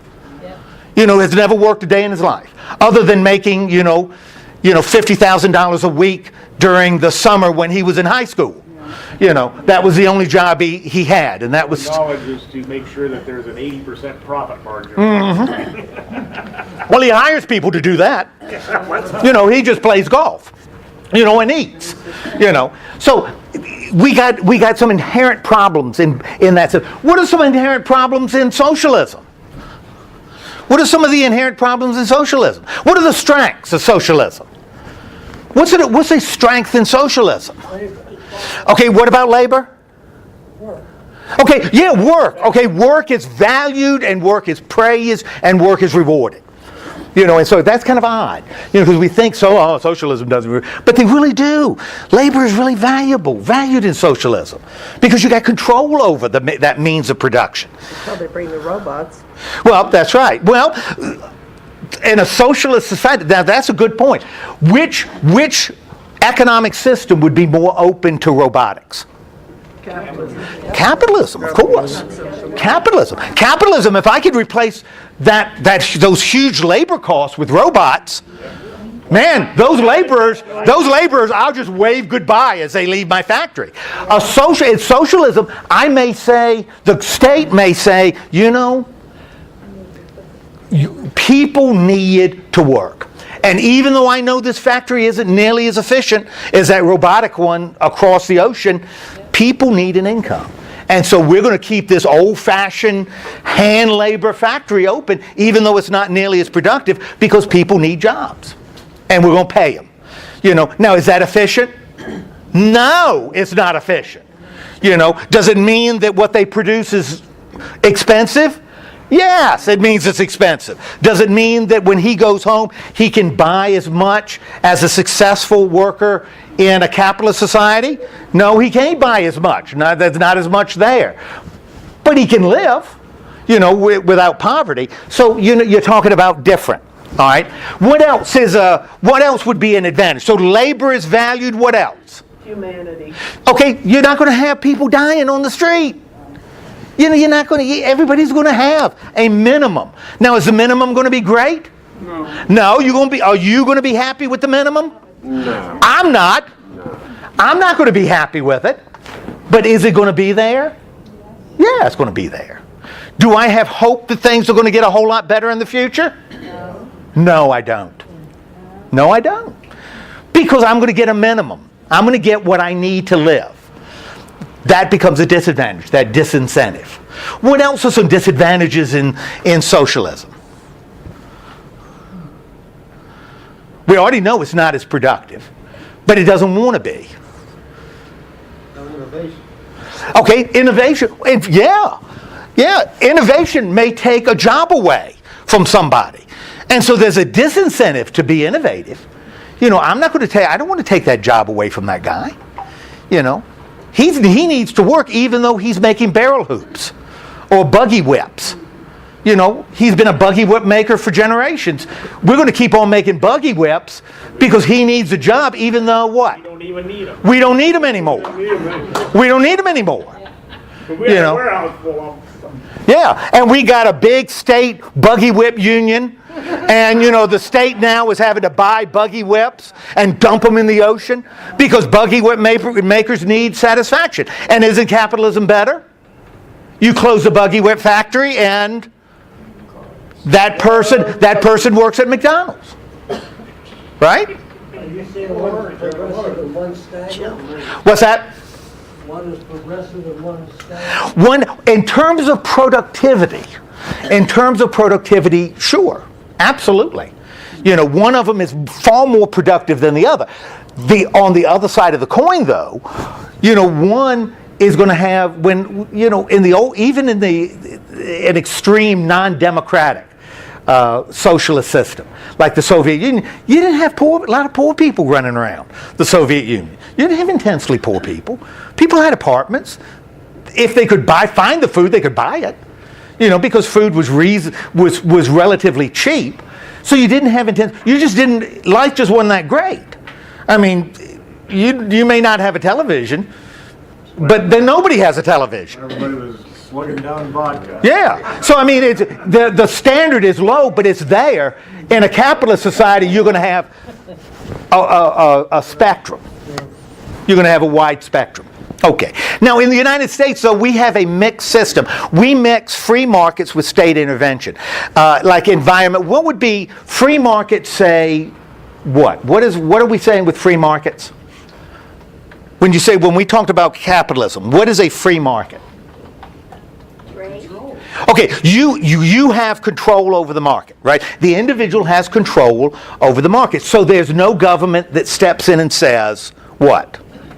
Regulation. That steps in with regulation. You can't do that. Nobody's coming in and saying, you cannot do that. You will build your factory and run it as efficiently as what? As you want. And you know what? You pay your labor whatever your labor is willing to work for. If you say I'm going to pay them a penny an hour and nobody works for you, then you can't pay them a penny an hour. But if labor says, if you get some people that say, well, okay, it's not great, but I'll work for $5 an hour, then what? You pay them $5 an hour. That's what you do. And if you find out they can't do the work because $5 an hour people just can't do the job, you raise it to 10 if you have to. But it's up to who? It's up to me. It's up to you, right? And if you've got a river running by your factory, Can't dump diet. well, it's a river for crying out loud. Have you seen the size of the ocean? Oh, yeah. Have you seen what do they say? A spit in the ocean? Isn't that the Brahmanian in Hinduism? You are become a drop in the ocean. The ocean's a big place. I'm not dumping a lot of chemicals, right? One barrel. Yeah. Plastic than ocean at this point. Well, but you know something? Evolution says creatures adapt, right? Creatures adapt. Eventually they'll adapt to swallowing plastic. They'll become more plastic. And the advantage is if it happens in the ocean, then you could get tuna that's already wrapped. Right? It's already wrapped. There's somebody who's thinking that. Yes. Yeah, pre-wrapped tuna. Tell me that ain't good. All right. So you've got free markets are going to say state intervention is, and with I know because I worked construction at the time, OSHA was awful when I was OSHA awful because they had a lot of regulations, made jobs harder. Like when you had scaffolding, you had to have a wall, had to have a fence in front of the scaffolding. Because I was hanging ductwork. I used to be a tin knocker. So would hang ductwork. And you climb up scaffolding and to hang ductwork. And sometimes on the scaffolding you needed to do one of these. Right? And you know what would get in your way? That dumb rail would get in your way. And OSHA says you had to have a harness.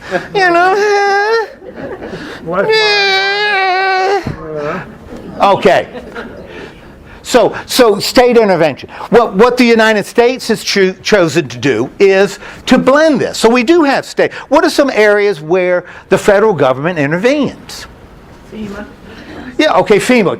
What are we doing with FEMA? Well, you don't want anything with the government. When a hurricane hits, then everybody's saying, I need FEMA, I need my money. I need everything to be fixed Right. like it was. Okay. Okay. So if something that you didn't control, well, you should have bought insurance. Daggone it. Yeah. Wow, that sounded tough, didn't it? Sure did. Yeah, like that. Yeah, okay. But yes, but FEMA, you have a natural disaster, the government intervenes. Where else does the government intervene? Minor things, like what? Children. Food. What's that? Children. Children. Jeez Louise, like what? Don't let them work. We've got children that are 6, 7 years old. There's no reason they couldn't be working. Yeah, they get these little hands. They got those little hands, right? And when gears are running, they can use their little fingers to. Small holes. Yes, mines. You wouldn't need all this space in mines. You could drop them into little mining things, you know. And I'll tell you, some of those kids, you could get those kids cheaper than canaries. All right, so child labor laws. Oh, wah. You know, child labor. Jeez Louise. I heard somebody say, food? Did you say food? Oh, jeez Louise. Why did... food is food. I've already come up with my pre-packaged fish. What kind of regulation do we need in food? E. coli. Well, you know, I work with the philosophy, if it doesn't kill you, it makes you stronger. You know? So why should I deprive somebody the opportunity to have a little E. coli with their salad? And do you know how expensive it is to have that food inspected? We could get food a whole lot cheaper if we didn't have any regulation. And if they If they ground the beef with the pork and the veal and together, like not separated. Yeah, like, you know, I worked in the groceries. we could start putting roadkill into our hot dogs. You know. They do down south. Yeah, that's what they do down south. That's my part of the country, right? Fussy. You know, environmental regulation. Roadkill cafe. Yeah. Can't have a campfire in your own backyard. You can't have a campfire. Isn't that terrible? Yes. I should be able to have an open fire in my backyard. You know, of course my backyard is really little and there are overhanging trees, but you know, that's my neighbor's problem. You know, and when I'm shooting off fireworks, it's my right to be patriotic. Right? You know, it is. So I think we're solving a lot of problems here. No, so we are working with a mixed economy where we say the state does have areas where it needs to intervene. You got to have medicines tested before you start selling them. You know, then you don't have the Sweeney Todd guy, you know, selling stuff. You know, you don't have snake oil salesmen anymore because you got to have regulation. You know, what's that? We like the snake oil. Oh, you like the snake oil sales? Yeah. I'll tell you, you cook your vegetables in a little snake oil. Not bad. All right. We've got in the United States private and public enterprise. Okay, private enterprise we see all over the place, but we also have public, like schools. You got public schools. Well, why the heck do we need public schools? Why not just have private schools? People can't afford the private schools. Again, then they should get jobs. Yeah. We eliminate child labor, then those kids can go to work. Yeah. Okay. At 6. We're going to do it all the way at 6. You know. Yeah, going to start them out right. Give them a sense of value. All right. So we have what are some of the other public enterprises that we have? We have public libraries. Free books. What a scam is that? Don't say that to a librarian. Oh, a librarian! I didn't realize that. No. You know, people should buy their own books. Public libraries. Because now, why do we have a public library? Because we think that people should read. You know, and rent movies, and music, and maybe get a cup of coffee. So you can watch a movie, get a CD, and drink, genealogy. you know, cup of coffee, and do genealogy, and play on the computer. You know, so they. But we believe a literate public is a good public, right? Okay. What else? Another public enterprise. Sewer treatment plants. What? Sewer treatment plants. Sewage treatment. Well, sewer treatment plants. Sewage. Now, come on. Let me ask you, and I want you to be honest. How many of y'all just dump it out the window? How many of y'all, I mean, let's be honest. How many of y'all just dump it on the window, out the window? Yeah, well, yeah. Yeah. They used to. What's that? They used to dump it out. Yeah, like a, like a Christmas vacation. Get that storm sewage and that storm drain and yeah. All right, sewage treatment plants. We need to privatize them, and maybe have 2 or 3 of them. Right? Oh yeah, that have we. Oh, wow. What else? How about prisons? Prisons? Okay. Yeah, prisons. But if we privatize it, then they're working a profit motive. And they can make tennis shoes too, so that Indonesian children don't have all the fun. So we can do that in prison. So we have public, so we got a mixture here. Even though, we're kind of on the capitalist side, we've got plenty of public enterprises. Okay?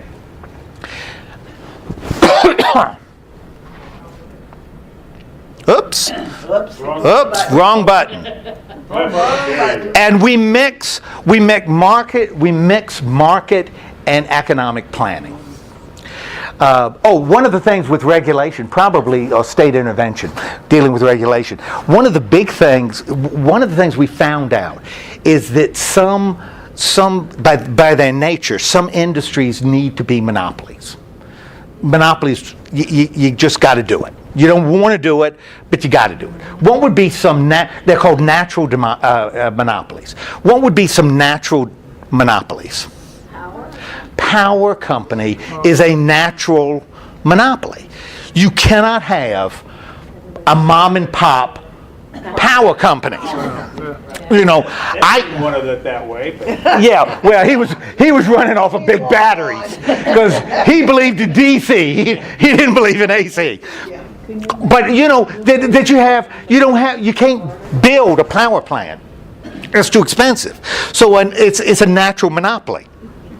But if you got a natural monopoly, the problems with monopolies are what? What's the problem with monopoly? Once I'm a monopoly, what can I do? I can charge you anything I want, because if you want power, you got to buy it from me, right?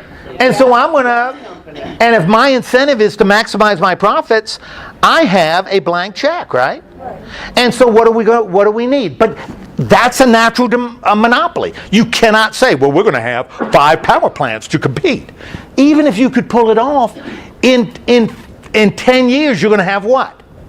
1 power plant. Because 1 power plant is going to take over the others, and you're going to be back to a monopoly. So what do you need to do to make sure they don't gouge you?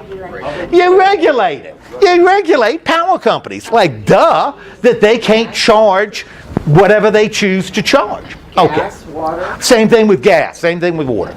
All right. Now we mix economic planning. What are we talking about with economic? And real fast. Economic planning is what? What is economic planning? Plan what you can spend. Okay, you plan what you can spend, and companies plan what you can make, right? Most of the economic planning is done by markets, right? Markets determine how much a product is produced, right? You don't produce more than you can sell, unless you're an idiot. And then you produce a lot of it, and you've got inventory and surplus, and you can't sell your product. So most of the planning is done privately, but there is public planning. And the best example of public planning is, and that's the symbol for the Federal Reserve. And what is the Federal Reserve? What is it? Yeah, okay, it's a place where you borrow. Which means it's what? If it's a place where you borrow, it's a bank. The Federal Reserve is a national bank. That's what it is. Federal Reserve. And what does the Federal Reserve do? It does a lot of stuff. It regulates the amount of money in circulation. So it regulates interest rates. It regulates Loans. It regulates loans. It sets the amount of money individual banks need. It loans money to banks. It controls the economy. And right now we're kind of in a little tense situation with the Federal Reserve, because the president wants, because the economy is really slowing down, what does the president want the Federal Reserve to do? Lower interest rates. And what are lower interest rates going to do? Well, what's it going to do that will enable that? If you lower interest rates, if banks are able, banks, people will be able to borrow more money. What you're doing is you're dumping more money into the economy, right? You're dumping a lot more money into the economy. What's going to happen? So the economy, people make more, right? People sell more, but what's the problem? Well, this you don't have to pay back because you're dropping interest rates. What's the problem? The value of the money does what? What happens to the value of the money? It decreases. It decreases. The value of the money decreases because there's more of it out there. Which means if I've got a shirt that I'm selling for $10 today, if the value of $10 is less now than it was yesterday, what am I going to have to do?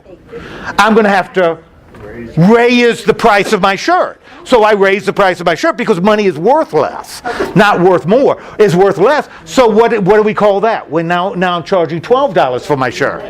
You call it inflation. More people have money, but the problem is the money they've got is worth less, which means prices go up, right? And then you have to dump more money into the economy, and prices continue to go up, and that's when you get this inflationary cycle that you're not producing anymore. You're not producing any more stuff. What you're doing is you're just selling it for more. So initially it looks like you've got a bump, but you really don't because it's devalued money. Now that's good in foreign trade because our products then become less. We're more competitive overseas, but here it becomes a real problem. Okay, so Capital from the investment people like when interest rates goes down because that makes the stock market. Absolutely, because Everybody moves their money to the stocks and out of the banks. Absolutely. Bonds. Yeah, that's right. That's right. So anyway, that's what we end up with. And so the Federal Reserve has, since it was instituted, has been regulating the money supply through interest rates and through the amount of deposits of cash banks have to keep on hand, reserve requirements in banks and such. Okay, that's how our economy is mixed. So it's a little bit of capitalism, a lot of capitalism, but a substantial amount of socialism in our economy, because we don't like starving people on the streets, but we do like an economy that's productive. So we try to balance that compassion for the poor with production. And where you put that balance is why we have elections. Because some would want to favor capitalism a little more, and some would favor socialism a little more. But even the most ardent Bernie Sanders socialist he's still proposing a blended system, because that's what we've got in Sweden, that's what they got in Norway. A blended system just tilted towards the socialist side. Okay? Any questions? I'll see some of you tomorrow. Go home. Not tomorrow. I don't think you have I do. I have one tomorrow morning 10 o'clock. at 10 o'clock. Tomorrow. The vast majority of us in here are all participating in the biggest social